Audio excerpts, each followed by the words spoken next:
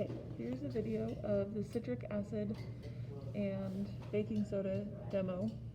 So note that our temperature is around 22 degrees Celsius.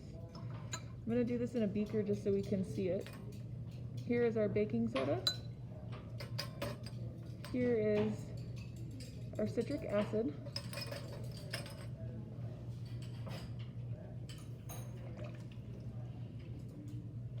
And then here is a little bit of water. And so go ahead and watch what happens.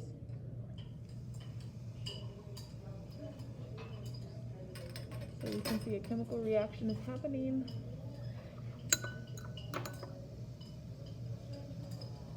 And you can watch that the thermometer is showing that the temperature is decreasing. So if you were to fill this, it would be getting colder. Go ahead and see how cold we can actually get this.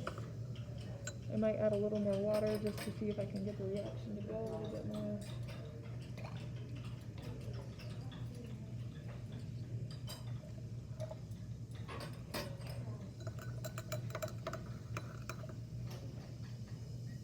Alright, so you can see that we've gone down to maybe 16 degrees Celsius. It's a pretty significant temperature change.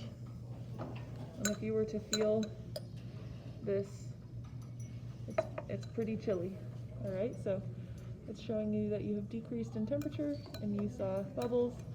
And then also notice, right, I have gas produced obviously, and then it is now an aqueous solution where I started with two solids, so I have created an aqueous solution as well. Okay, there's your citric acid and baking soda example.